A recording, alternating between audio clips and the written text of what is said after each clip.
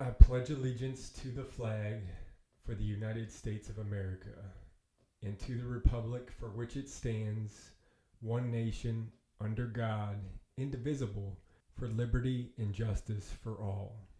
Amen. I think I got that right. Isn't that the Pledge of Allegiance? I remember saying that at least through probably second grade, third grade. We were saying that before every single class. Every single class. We pledged our allegiance to the flag. And then at some point in our lives that went away. It was a very slippery slope from there. Harambe got shot down, and at least they turned CERN off, right? And gave us some reprieve for at least 4 years. I think the best thing to describe that is everybody went from 1.75 playback speed back to 1.00 speed. That comes in many different forms. You feel like you get some time back doing this activity, or driving home, you hit all the green lights, or you're sleeping better, you're dreaming better. You wake up in the middle of the night and you think it's your alarm's about to go off and it's 1:15 in the morning. Time is just kind of, if you have like a tight muscle or a sciatic nerve, when you get that brief relief, or like you meditate and the chi is with you, and that feather at the beginning of Forrest Gump when it's falling down, it's kind of like that. Your own brain and psyche and all that, and muscle tension, relaxation, when you can just chill. They shut down CERN and everybody's time is now, we're getting more juice out of the squeeze for once, and that doesn't usually happen to us, and it's a big one. Time is the ultimate currency. If you've never seen that movie called, I believe it's called Time. It stars Justin Timberlake's the main character, but it's a pretty good movie. It's a crazy movie about your life. Longevity is based on how much time you have, and it's kept on it's like imprinted in your skin, I think. I don't think they have like a watch or anything. It's imprinted on their skin. And you can buy more time from other people, or by doing different jobs and stuff. Otherwise, you're just a ticking time bomb, and when that thing goes to zero, it's all over. And if you get like sued, or like you do some heinous crime, get some time taken away from you. It's a pretty fascinating movie. I definitely recommend going out and checking it out. Time with Justin Timberlake. There's a few other people that are in it, but super interesting to like sit back and think about that, and when it was made, and now. And back to America. 250 years we've been a country, right on target when civilizations in the history of humanity have collapsed.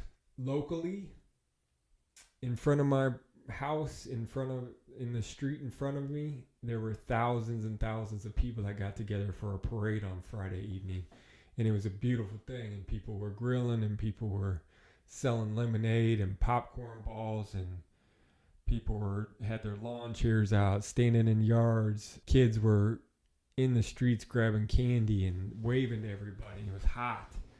Everybody was sweating. You didn't know, they said in church today, when Jesus was walking, or when the people went to see Jesus, because he was somewhat of a cult hero at the time.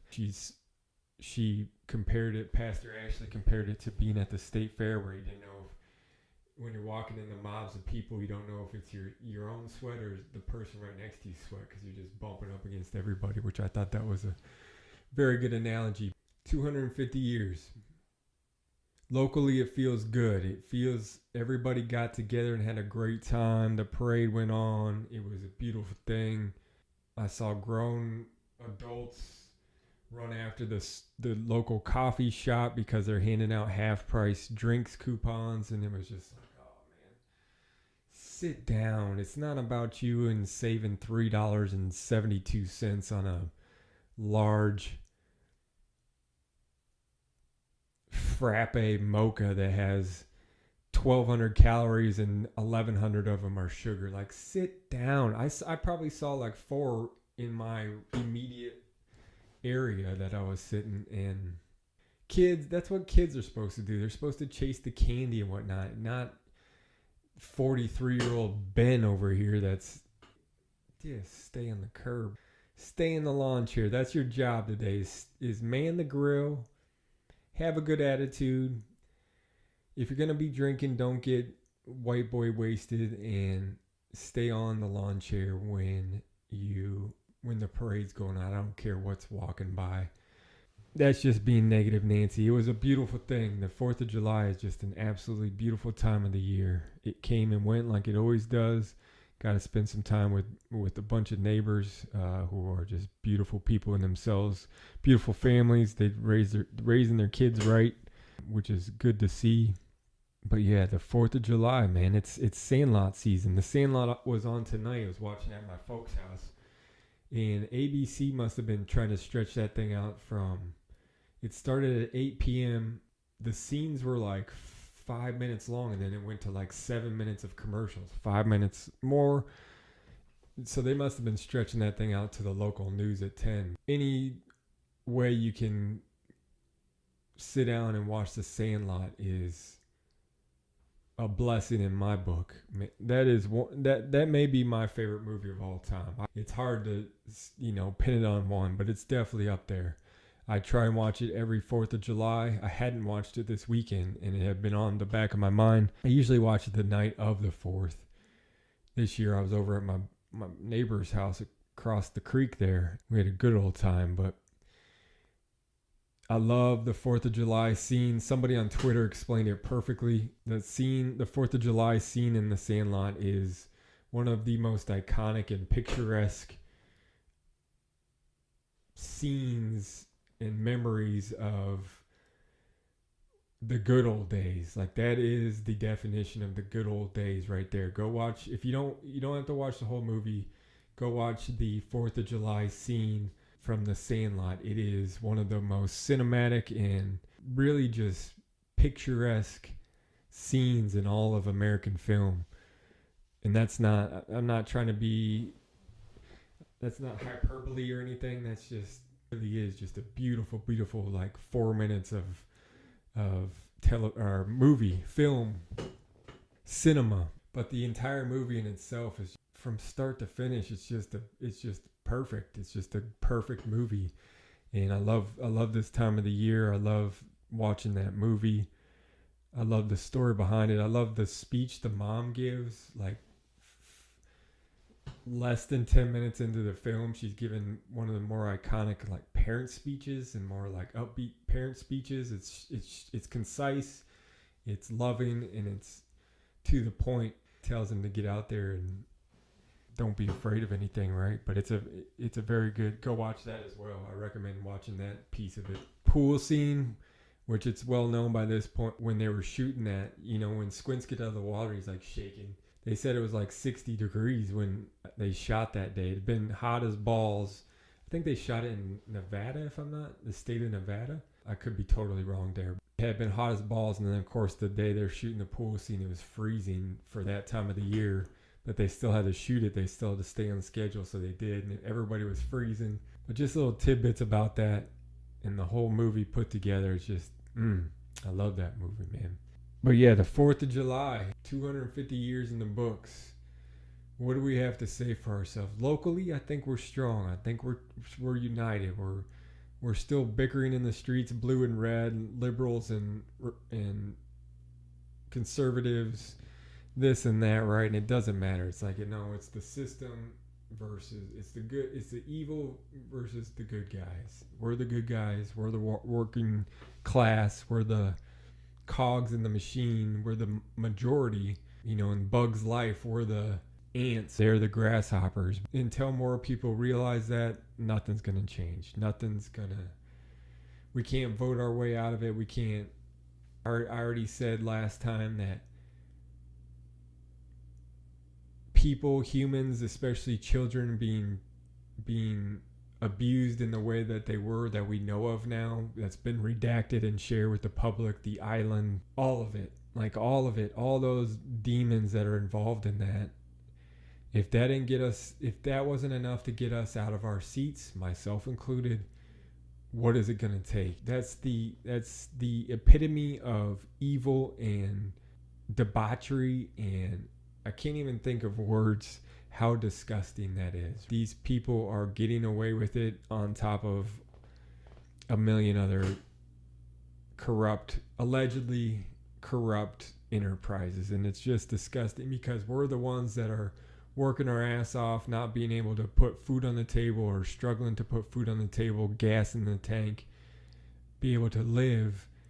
People are robbing us blind and doing these nefarious things to the most innocent, sweetest souls on the earth, children. If that wasn't enough for us to light the fuse, I don't know what it is. But I don't want to talk about that today. I want to talk about the 4th of July.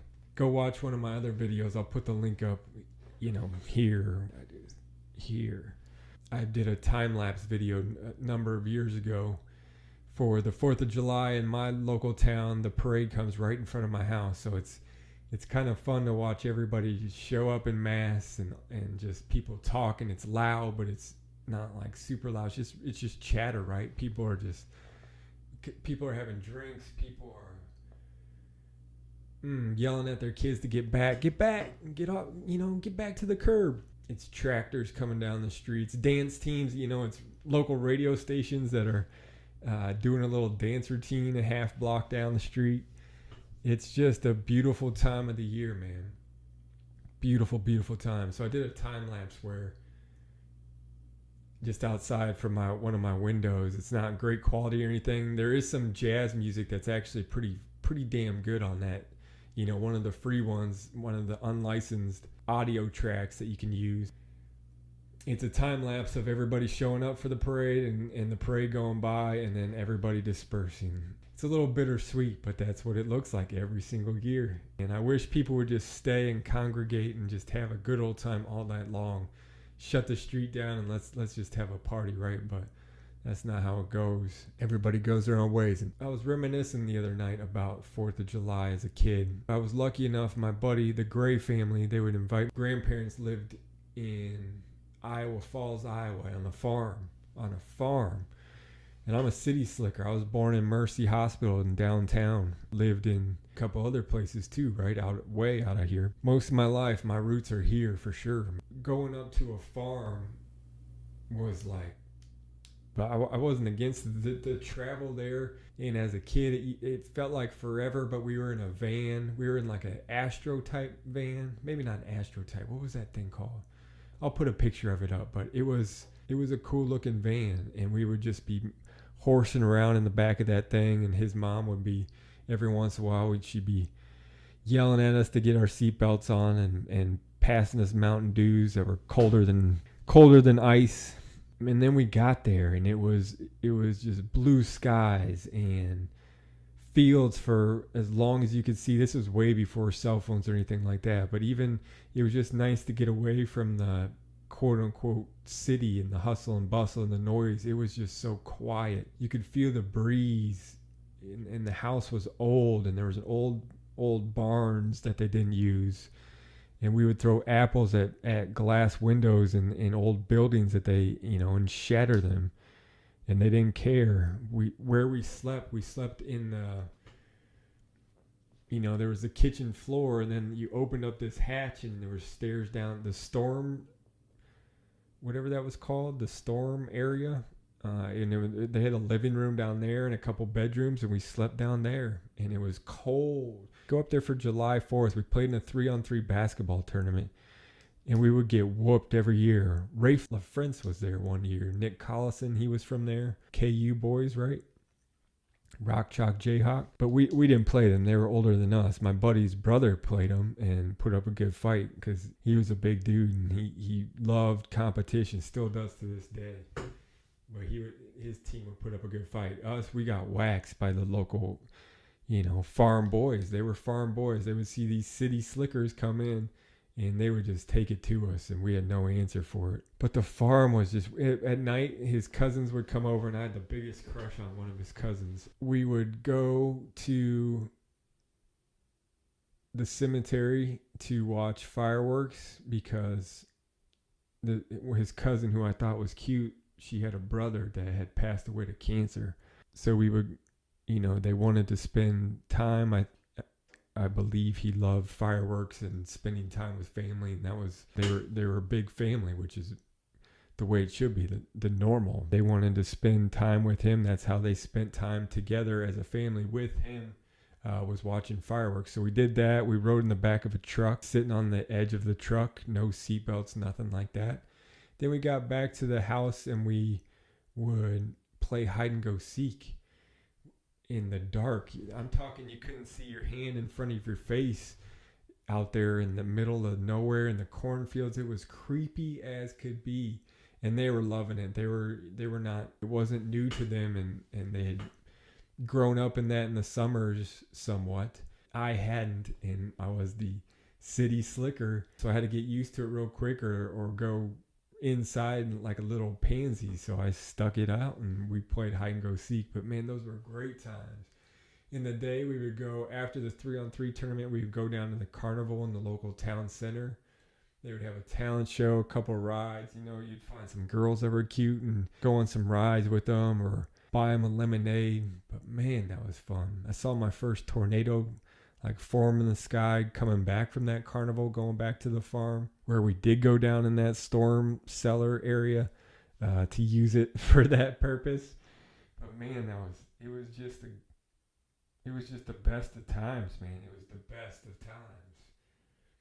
And we knew it. We knew it at the time. Like, we knew it was good and we weren't going to get it back. It was fleeting. We were in the moment too. Like, we were there. We were present and we were having fun and we were joining each other's company. And it was beautiful. And then July 5th, whatever day that was, we'd come upstairs from that storm cellar and his grandma would have breakfast on the table. We had to be there sharp. Otherwise, his grandpa got mad. You know, it was disrespectful to both of them if we were late to breakfast, so we made sure to make a point of that. And I remember my senior year, we went up there with a couple girls. We weren't dating either one of them, but we were just friends with them. They were cool. And I had a job I had to get back to the next day.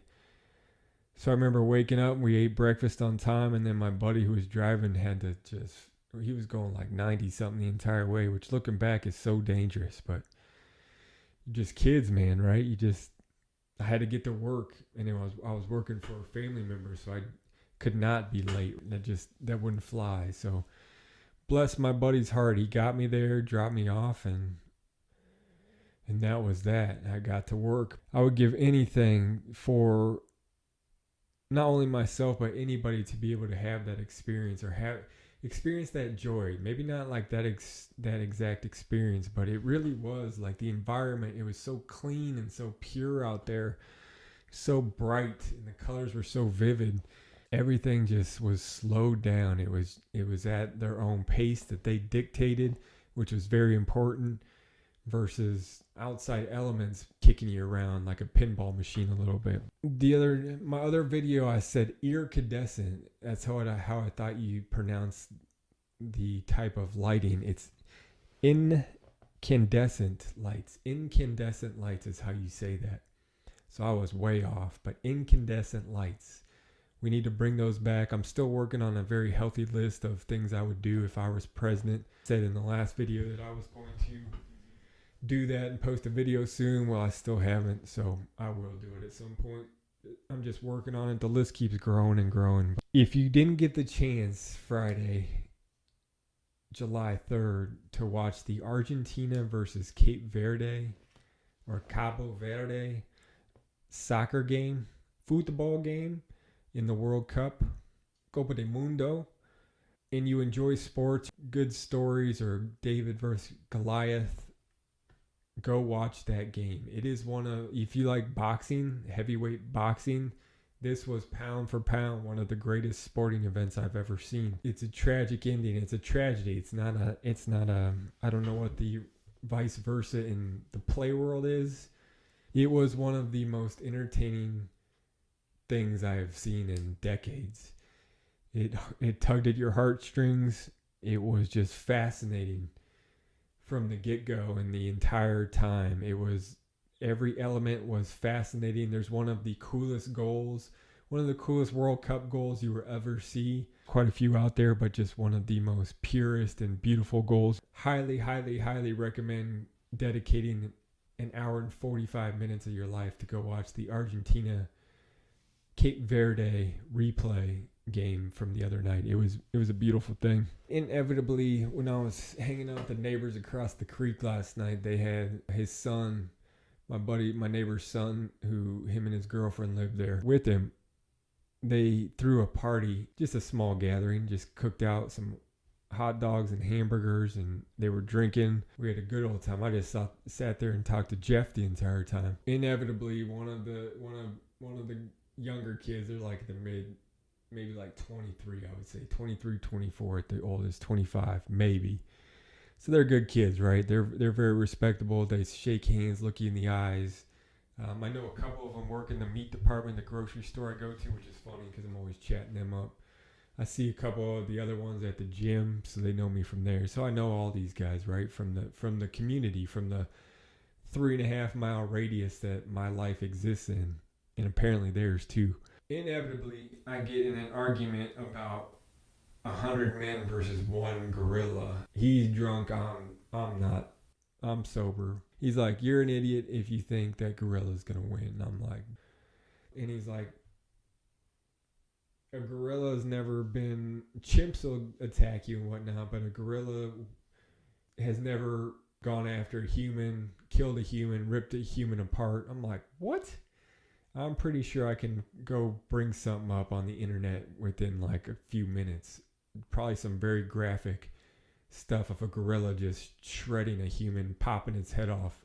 And I know how grotesque that is, but, and he's like, nope. And so I'm like, oh, great, here we go, right? Like, I know this is going to be ridiculous, but I'm not letting this guy tell me I'm an idiot because 100 men are going to, bare hands, no weapons, 100 men are going to kill a gorilla. And he's like, gorillas aren't aggressive. Like, the humans are going to attack him. 3 or 4 of them can attack him at a time. The gorilla's going to get tired, and eventually the 100 men are going to kill him eventually. And I'm like, maybe he's going to get tired, right? But let's think about a few things. And this dude was big. He's big. Like, when he shake his hand, he's got one of those just massive, farm strong, big ass paws, huge paws. And when you can feel the strength when you shake his hand and say, "What's up, John? How you doing, man? What the fuck you doing?" I was like, "John, you're a big dude. Do you think right now, if 100 4.5-year-olds, average 4.5-year-olds lined up, that they would eventually, and it was a fight to the death, do you think eventually that they would kill you?" And he's like, come on, man, that's not the same argument. I'm like, a gorilla is 4 to 9 times stronger than the average male. Not only that, their jaw clenching ability is asinine. It's off the charts of how strong they can clench and smash. I don't think it's a bowling ball quite like an elephant, or not an elephant. What are those huge things in the waters called? Hippopotamus? Is that what they're called? A hippopotamus can smash a bowling ball.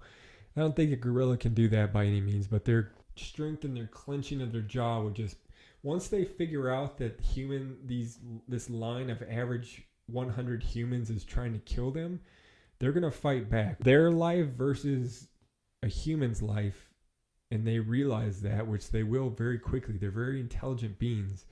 It's game over for every human. They're going to just pick them up, pull them apart in half, and then go on to the next one and do that. Yeah, their arms are probably going to get tired, so that's where they'll have to start using that jaw strength and just popping everybody's heads off or limbs off, or just, but there is no way that a gorilla is going to lose to 100 men, in my opinion. If DraftKings or Polymarket has a wager on that, I'm betting the house on the gorilla. Average adult male is about 3 to 4 times stronger than a 4.5-year-old. That's why I use that comparison. So that's kind of the same, actually. And then a gorilla can be up to like 9 or 10 times stronger. Their bones are way more dense. They have faster twitch muscles. They have muscles that don't tire as much. They walk on the ground. So if you ever seen that picture of the shaved chimp and shaved gorilla, their muscles are just, it isn't even a comparison. They would just massacre 100 adult males. It doesn't matter how strong. It's just right here. and your legs and your feet versus this gorilla. Can you imagine? Like most people, even myself, I get spooked around a little like wasp or like a black hornet or even a good possum, at late at night gives me the heebie-jeebies. You think I'm gonna just square up to a gorilla and be able to just? By the time I do that, I'm done. And I think that's true for most humans, right? Like it's over.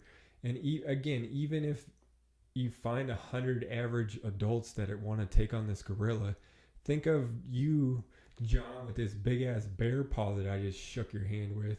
Go fight these 104.5-year-olds and see how you do. I'm going to bet the house on you, John, that you have no problem at the end of this gigantic line of 4.5-year-olds out here.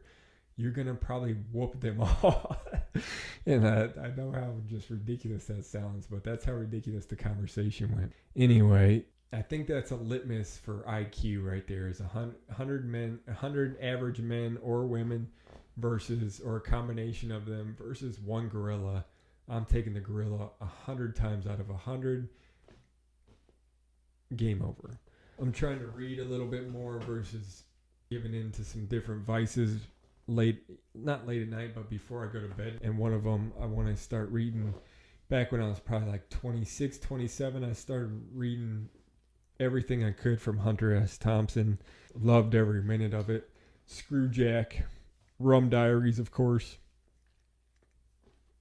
Fear and Loathing. Read probably 30 pages of it so far. There was such a long time, and I still want to. It's a lost art. It's long gone at this point. Be a writer like him, not just freely writing and be able to live off of it or have these crazy adventures off of it. Look at him in this picture of this cover. That's just a wild man right there. This book, I bought it off of, I think, Cheap Books it's called or something. There's a website where you can get used books for pretty cheap. This one actually came from the New York Public Library, which I thought was pretty cool. The Proud Highway, Rum Diary, Screwjack, Generation of Swine, The Great Shark Hunt. There's a couple in there I've never read yet, so I should pick those up. Yeah, it's a thick book. As you can see, it's almost 800 pages, so it's taken me a while. For the longest time, I wanted to be just like Hunter Thompson. When I worked at Wells Fargo, I would be on the phones for 4 10-hour days. Sunday, the first day of my week was Sunday at 11 a.m. and I worked till 10 p.m.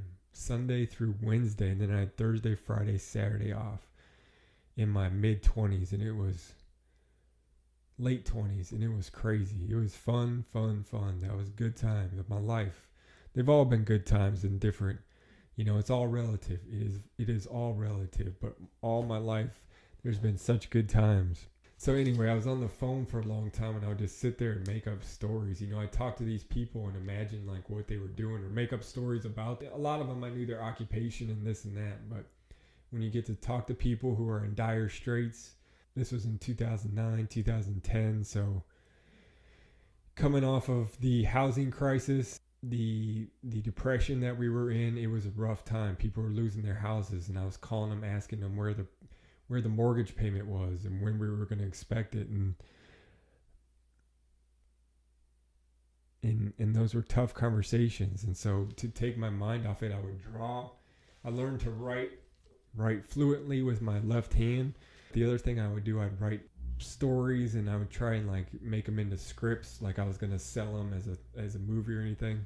I think I lost those in the divorce, like they were thrown out. I don't think intentionally.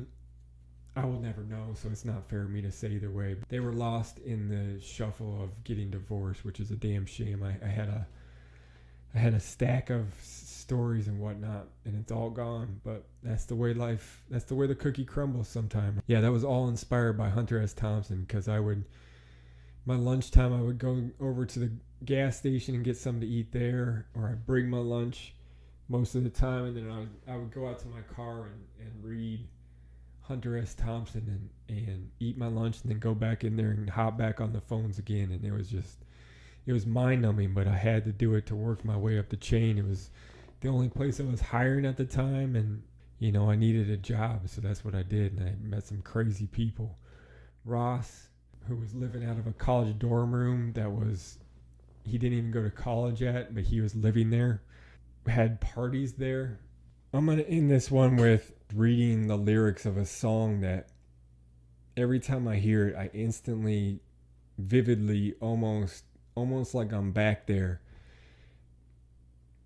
go back to when I was in my mom's car and she was taking me to middle school, I believe. I've got to look up when this song came out. Maybe it'll tell me right here. Looking back intentionally, it was on the radio. She didn't have a CD of it or anything, but it came on so many times at the same stoplight right there where Subway used to be, and the bait shop and the tackle shop and the slash haircut, not a saloon, but what do they call that? Just a haircut place for men. It's got a name for it. That same stoplight, I would see Kurt Warner. I assume coming home from working out or practice or something, but I would see him at that stoplight a lot. Every time this song came on, and I still think of her to this day, and I always will, and that stoplight and the dread of going to school, but the comfort of being in the car with my mom. She was a great driver. She was a great mother. She still is. She's still here with us. God bless. Just a mix. It was the weirdness of being a teenager and not knowing where I fit in, who I was and what I stood for. Anxieties about growing up and still wanting to be a kid, yearning for that. I remember all those things, man. And this song would always come on and just kind of talking about calming things down. This song always does, and it's uplifting, but it relaxes you. I think her name is Desiree. Gotta be. Listen as your day unfolds, challenge what the future holds, try and keep your head up to the sky. Lovers, they may cause your tears, go ahead, release your fears, stand up to be counted, don't be ashamed to cry. Herald what your mother said, read the books your father read, try to solve the puzzles on your own sweet time. Some may have more cash than you, others take a different view. Time asks no questions, it goes on without you, leaving you behind if you can't stand the pace. The world keeps on spinning, can't stop it if you try to. The best part is danger staring you in the face. Remember, listen as your day unfolds, challenge what the future holds, try and keep your head up to the sky. Lovers, they may cause your tears. Go ahead, release your fears. You gotta be bad. You gotta be bold. You gotta be wiser. You gotta be hard. You gotta be tough. You gotta be stronger. You gotta be cool. You gotta be calm. You gotta stay together. All I know, love will save the day. And looking back, I think my mom, it still to this day is a great song, and I listen to it most of the time when it comes to the shuffle.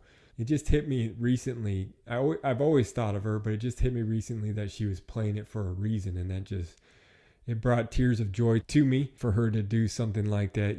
It obviously resonated in me. The words resonated in me. The message, the time, not go overlooked, and it's something I banked in the hard drive forever. The other day it came on in the gym, and here I am tearing up. I talked about in the last one about I've been crying like a baby because I've been out of pure laziness. I forgot to go get a medication. I weaned myself off of some stuff, and it's like somebody turned on the emotions button for me, and it's been a ride. But nonetheless, I talked about all that last time. I will continue to make these if anybody wants to tune in. I will soon put up something if I were president. These are the things I would do, both politically, or not both, including politically, socially, economically, culturally, the list of things, common sense things that need to happen. We can't get any worse. We're at 250 years. It's amazing that we've made it this far.